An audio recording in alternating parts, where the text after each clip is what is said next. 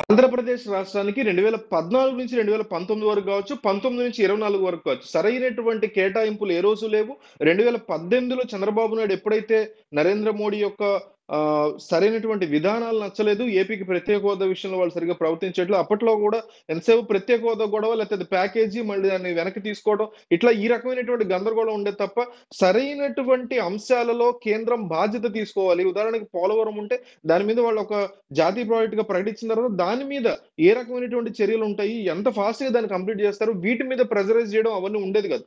జగన్మోహన్ రెడ్డి అయినా చంద్రబాబు నాయుడు కంప్లీట్ గా అటువైపే పెట్టారు 2014-19. కానీ 19-24 అయితే ఇక కంప్లీట్ గా ప్రతి పార్లమెంట్ లో పెట్టిన ప్రతి బిల్లుకి ఓకే చేసుకుంటూ వెళ్ళినటువంటి జగన్మోహన్ సర్కారు ఏపీలో కేటాయింపులు సరిగ్గా లేనటువంటి పక్షంలో ఏ రోజు ప్రశ్నించినటువంటి అంశం చాలా తక్కువగా ఉంది. తెలుగుదేశం పార్టీ అయినా కూడా ఊడిగం చేసుకుంటూనే ఇద్దరు కూడా జగన్మోహన్ రెడ్డి పార్టీ అయినా తెలుగుదేశం పార్టీ అయినా ఊడిగం చేసుకుంటూనే కనిపించారు తప్ప వాళ్ళ ఎంపీలు ఏదో అడపదడప తాటాకు చెప్పుడు తప్ప భారీ లెవెల్లో హడావుడి చేసింది ఎక్కడా కూడా లేదు. ఎప్పుడో ఒక్కసారి గల్లా చేయదు గట్టిగా మాట్లాడినట్టు గుర్తు, ఒక్కసారి రామ్మోహన్ నాయుడు మాట్లాడినట్టు గుర్తు తప్ప భారీ లెవెల్లో ఏపీ కోసం వీళ్ళు పోరాటం చేసింది ఏ రోజు నాకు కనిపించలేదు. అయితే ఇప్పుడు మాత్రం మంచి లెవెల్లో కేటాయింపులు జరిగాయి.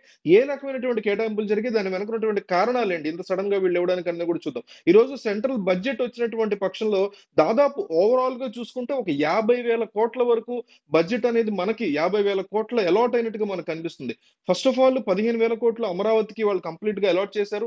ఔటర్ రింగ్ రోడ్డు గురించి కావచ్చు, Amaravati inner development infrastructure develop చేసుకోవడానికి, ఇన్వెస్టర్స్ ని, పరిశ్రమల్ని, ఇన్స్టిట్యూషన్స్ ని యాక్సెప్ట్ చేసుకోవడానికి కావాల్సినటువంటి మౌలిక సదుపాయాల అభివృద్ధిని మీరు బేసిక్ గా చేసుకుంటే ఆ తర్వాత మన యొక్క గుడ్ విల్ చూసో లేకపోతే బ్రాండ్ చూసో వచ్చేటువంటి అవకాశాలు అయితే ఉంటాయి. వాటి కోసం ఆ ఈ 15,000 కోట్లని ఇచ్చినట్టుగా తెలుస్తుంది. అట్లాగే పోలవరాన్ని కంప్లీట్ గా సెంట్రల్ బాధ్యత తీసుకుంటాం అనే అంశాన్ని కూడా ఈరోజు పార్లమెంట్ లో చెప్పింది. పోలవరానికి సంబంధించి పూర్తి బాధ్యత కేంద్రానిదే. మేము రానున్నటువంటి ఫినాన్షియల్ ఇయర్ లోపు ఎంతో కొంత అంటే 90% 100% లోపు మేము కవర్ చేసేటువంటి బాధ్యత తీసుకుంటాం అని చెప్పారు. అట్లాగే ముఖ్యమైనది విశాఖపట్నం చెన్నై ఇండస్ట్రియల్ కారిడార్. ఇంత పెద్ద కోస్ట్ ఉంది మనకి.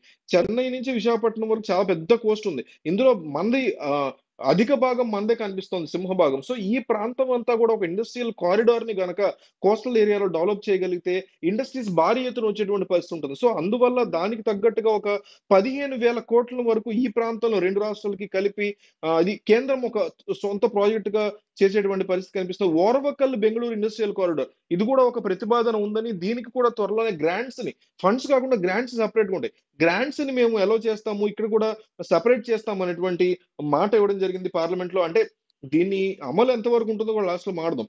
రాయలసీమ కోస్తాంధ్రలో బాగా వెనపడినటువంటి జనాలకి అభివృద్ధి పేరుతో ఫండ్స్ అందిస్తున్నారు కొన్ని జిల్లాలకి. అది ఇప్పుడు 50 కోట్ల నుంచి ఈ ప్రాంతాలు కొన్ని కొన్ని రీజియన్స్ సెలెక్ట్ చేస్తారు డిస్ట్రిక్ట్స్ లో.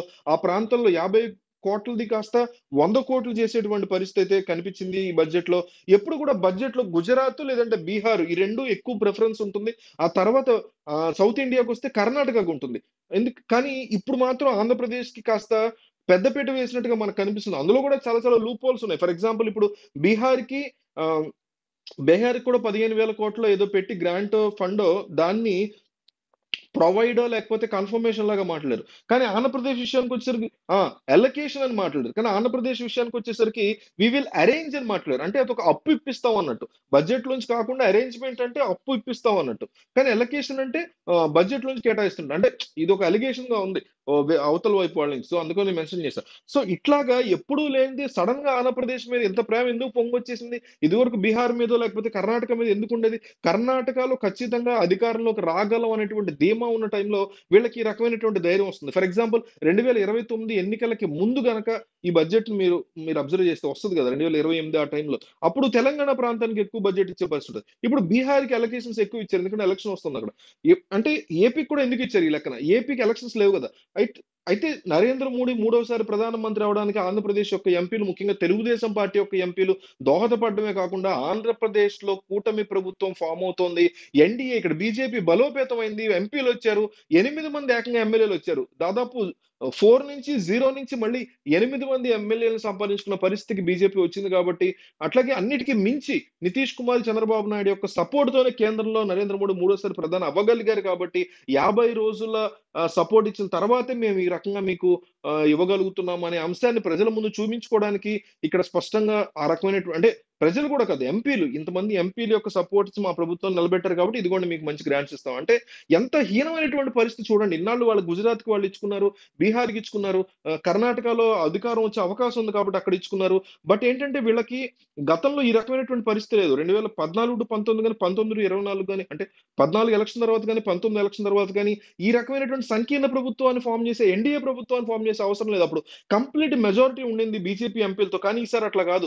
సంకీర్ణ ప్రభుత్వం అంటే ముగ్గురు, నలుగురు కలిసి ఒక ప్రభుత్వాన్ని ఏర్పాటు చేసినటువంటి ఎన్‌డీఏ ప్రభుత్వం అవకాశం మాత్రమే కనిపించింది. సో, దాన్ని కాపాడినటువంటి పరిస్థితుల్లో ఈ 2 రాష్ట్రాలకి ముఖ్యంగా బీహార్‌కి ఎలక్షన్ కూడా ఉండడం వల్ల ఎక్కువ అలొకేషన్స్ అనేవి ఇచ్చారు. అంటే చూడండి, ఈ రేపొద్దున బీహార్ గాదు, లేకపోతే గుజరాతో, లేకపోతే రాజస్థానో, లేకపోతే కేరళనో, కర్ణాటకనో, లేకపోతే తెలంగాణనో వాళ్ళు గనక సపోర్ట్ ఇచ్చేటువంటి ఎంపీలనిస్తే వాళ్ళకి ఎక్కువ అలిగేషన్స్ ఇస్తారన్నమాట. ఇది కంప్లీట్ మనకు మంచి జరిగింది. సంతోషం, హ్యాపీ. బట్ స్టిల్ ఇదొక కంప్లీట్ పార్షియాలిటీ కింద మనం కన్సిడర్ చేసుకోవచ్చు. అంటే దేశవ్యాప్తంగా ఉన్నటువంటి రాష్ట్రాల్లో కొంతమంది మాత్రమే. ఇప్పుడు ఏపీ నుంచి 21 మందో ఎంతమందో సపోర్ట్ ఇచ్చారు కదా! 21 మంది కాకుండా ఒక 10 మందే.